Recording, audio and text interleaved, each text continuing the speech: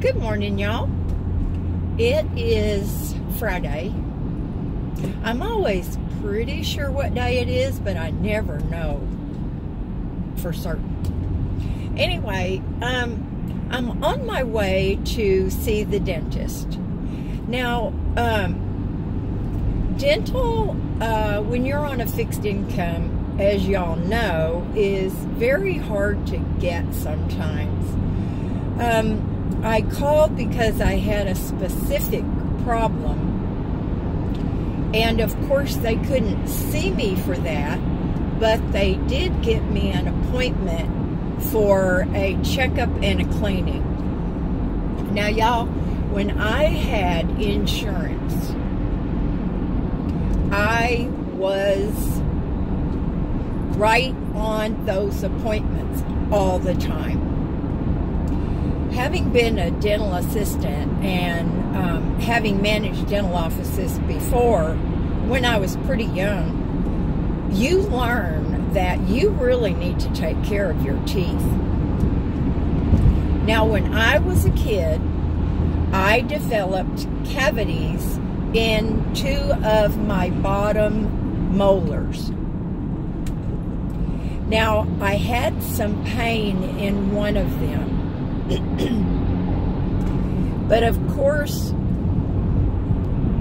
I threw a fit, and my parents just didn't make me go.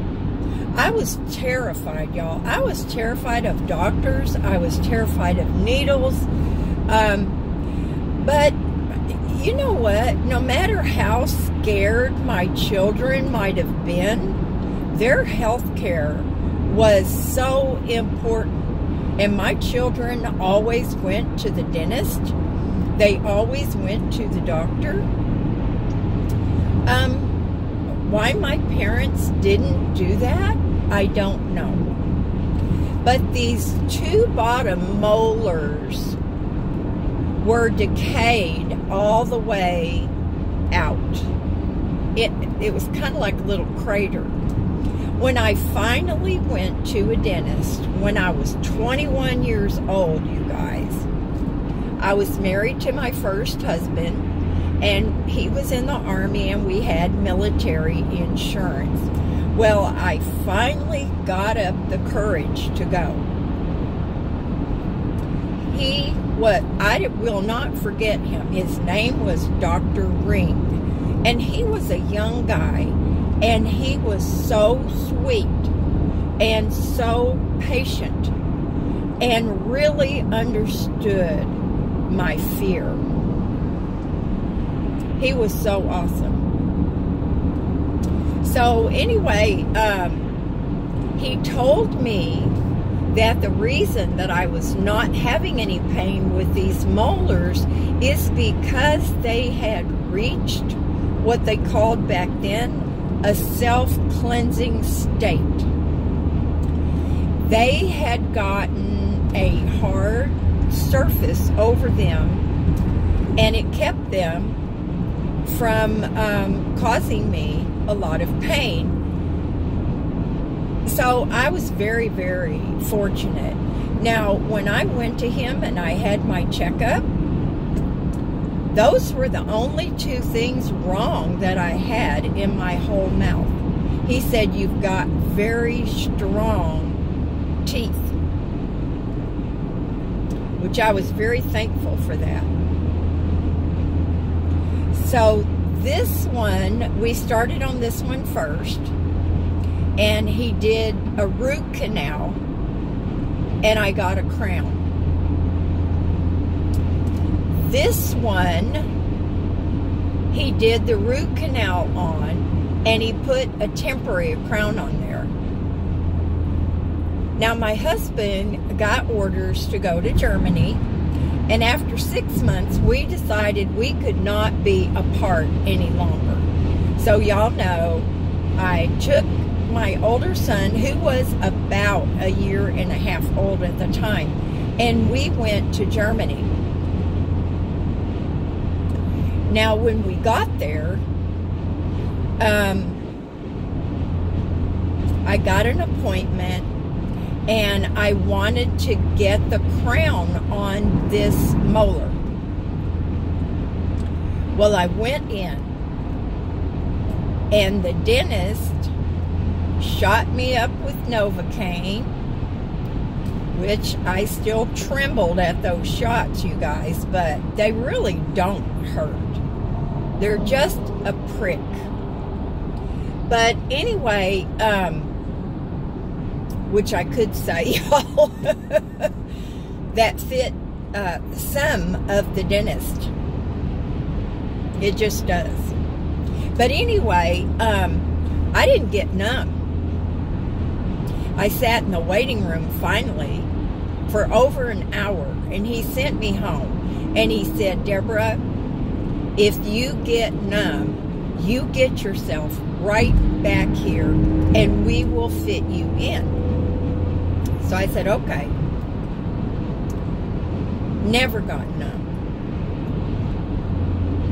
Now, it's not easy, you guys, to hit just the right spot to cause that numbness. So, you know, I didn't think too much about it. We made another appointment. I went back in. Same thing.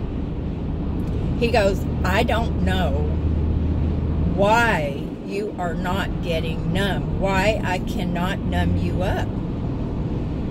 He said it could be something to do with your nerves in that area. I just don't know. So, I never did get a permanent crown put on that tooth. And when I got back stateside, eventually, I went to see another dentist. Now, temporary crowns don't last forever, y'all. That's why they're called temporary. It came off. I had to go back in, get another one. But by the time I got back in, saw another dentist, he goes, we're just going to have to remove the tooth. Well, y'all, I had been through, as an assistant, some hairy extractions. I mean, pretty terrible. So I was, you know, justifiably afraid, but at the same time, not terrified. So he extracted that tooth. And to this day, I have a space where I should have gotten a bridge, a 3-unit bridge that would fill that gap and connect to the tooth behind it and the tooth in front of it. Well, because of finances, now a sergeant in the Army, let me tell y'all, you don't make a lot of money. And even with military insurance, a bridge is pretty pricey. So I never did get that filled. Now, the good thing about that was, oh, and by the way, I have all 4 of my wisdom teeth, and they are standing up just like they should. Now, a lot of people have to have those wisdom teeth taken out because they grow in crooked, the roots are crooked, and they start hurting a lot. Also assisted in several of those removals, extractions, if you will. So anyway, I have on the bottom an extra tooth. And my teeth in the front, as a result of having that extra tooth, were crowded and crooked. Now, I always wanted to get braces to correct that. But again, money. So I really didn't care that much, you guys. Now, my mom had, oh, by the way, one of the dentists that I worked for,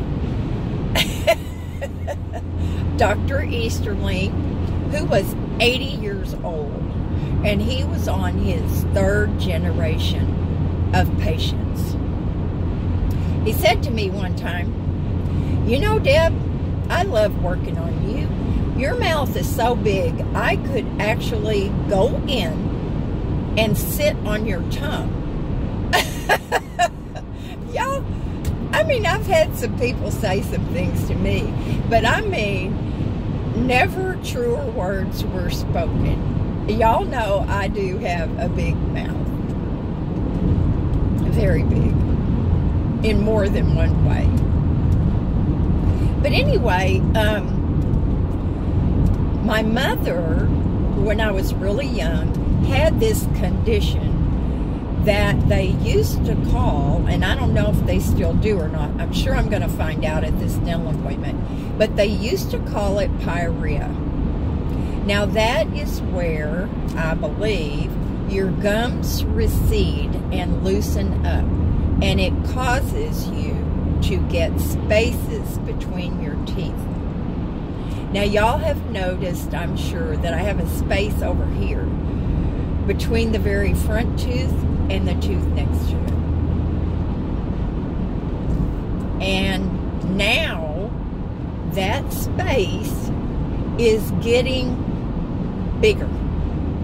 And so are the 2 teeth on the bottom. They never had a space before. They were crowded together.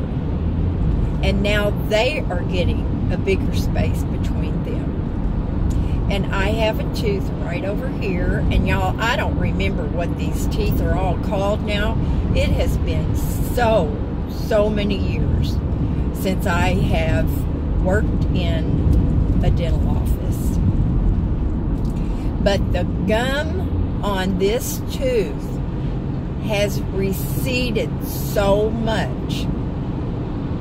It's scary. Now, they used to do surgery, which my mother, bless her heart, never had. And she had spaces between her teeth too. And we're not talking that cute little space that some people have, like Lauren Hutton, that big space in the middle.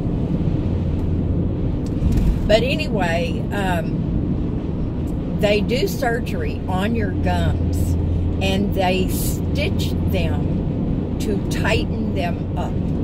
Or they used to. Let me say that, y'all. Well, my mom never had it. And y'all know there's no way that I am going to be able to afford to do that. And it's very painful. So, if y'all see me looking like a jack-o'-lantern, you're gonna know why. I'm not so vain, y'all, that things like this really bother me.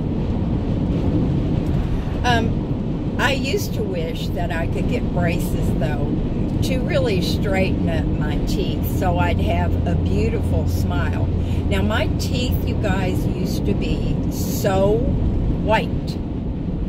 I'm not kidding. They were so white that people used to ask me if my father was a dentist.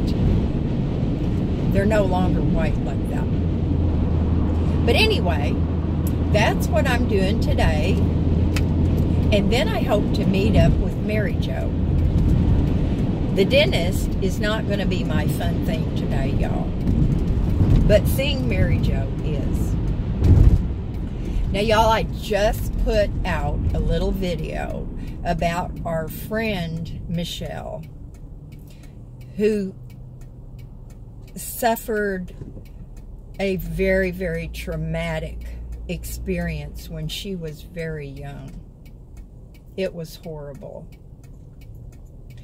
And for those of y'all who can afford the $14, I really recommend her book to y'all. And it's not because she's my friend.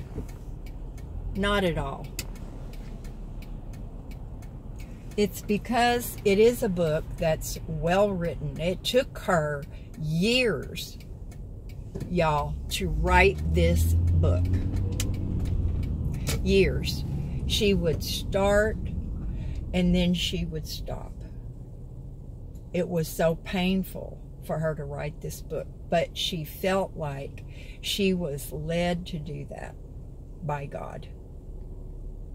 And I'm sure that it is and will be a tremendous help to many people who have suffered the same thing. You know, y'all, we can sit right next to somebody. We can be their neighbor.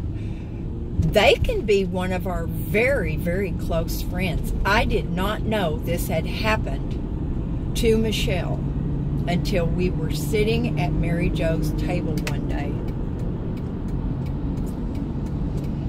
And she mentioned her book. And I said, "You wrote a book?" That's always been amazing to me, y'all, people that can write books. And I know some of y'all have told me, "You should write a book. You should write a book." Trust me, that is not an easy thing to do. And then she told me what it was about. And all I could do, you guys, was cry. To imagine that she had suffered such a horrendous thing in her life just broke my heart. So y'all, if you can, go over, grab up that little book. And then you might even have suffered yourself. You might know one, might know someone who has. But anyway, on a lighter note, you guys, do something fun today. I love you guys, and thank you so much from the bottom of my heart for being part of this community. Okay? I will talk to y'all later. Bye now.